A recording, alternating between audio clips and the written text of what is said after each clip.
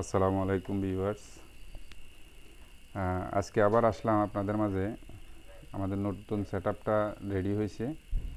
তো আগে সমস্যা ছিল, সেটআপটা খুবই ভাইব্রেশন করতো, এই কারণে টেস্ট করতে অনেকটা ঝামেলা হয়েছিল। এখন মোটামুটি সেটা সমাধান করে আবার নতুন করে আসলাম। এখন দেখি আমরা টেস্ট করে দেখব। টেস্টের জন্য আমরা ব্যবহার করতেছি এখানে ইনপুটে ব্যাটারি ব্যবহার করতেছি, আর ইনপুট মিটার আছে যেটা ওয়াট মিটার। আর আউটপুটে তো আমরা এসি পাবো, এসি ভোল্টেজটা কম আসবে, 15 ভোল্টের মতো আসবে। সেজন্য আমরা এসি ক্ল্যাম্প মিটার লাগাইছি। এটা একটা ভোল্টের জন্য লাগাইছি আর একটা অ্যাম্পিয়ারের জন্য। আর লোডে আছে দুইটা বাতি লাগাইছি। তো এখন দেখা যাক আমাদের টেস্টটা আমরা শুরু করি, আমাদের টেস্টের রেজাল্ট কতটুকু কী হয়।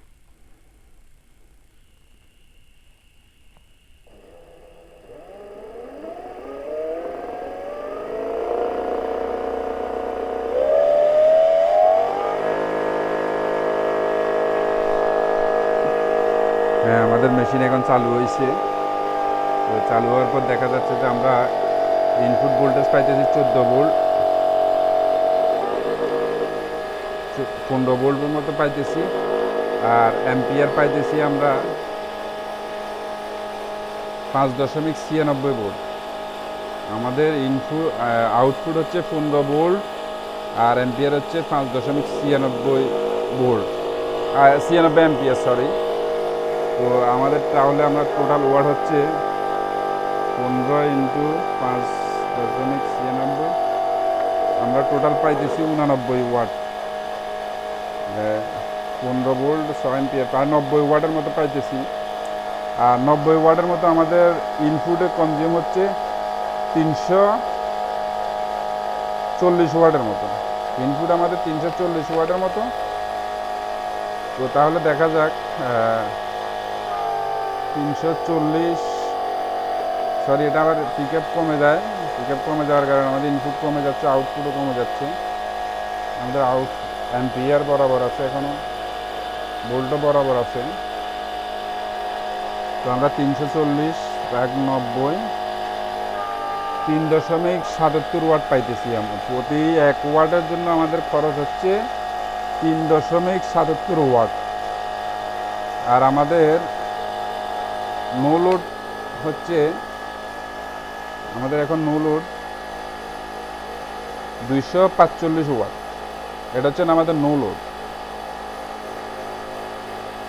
হ্যাঁ, তো আমরা আমাদের পরবর্তী নেক্সট সেটআপে আমরা দেখাবো যে আমাদের কতটুকু আমাদের পাওয়ার কনজিউমটা কমে আসে, মানে কতটুকু সেভ করা যায় আর কি। আমাদের এটা হচ্ছে নো লোড 242 ওয়াট, আর লোড হচ্ছে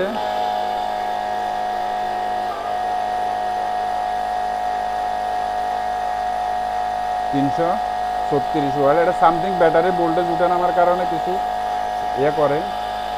14 ভোল্ট 6.28 সামথিং একটু উঠানামা করতেছে আর কি।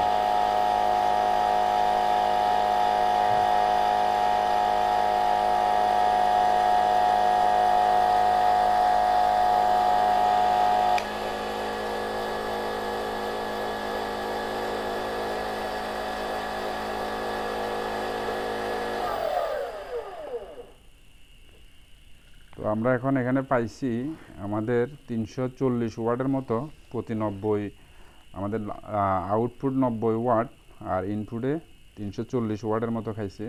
তো সেই হিসাবে আমাদের 3.77 ওয়াট প্রতি 1 ওয়াটের জন্য খরচ হয়েছে। আমরা পরবর্তী ভিডিওতে আমরা দেখাবো যে এটা কতটুকু সেভ করা যায়। ধন্যবাদ সবাইকে। চ্যানেলটি সাবস্ক্রাইব করার জন্য বিশেষ অনুরোধ থাকলো। আসসালামু আলাইকুম।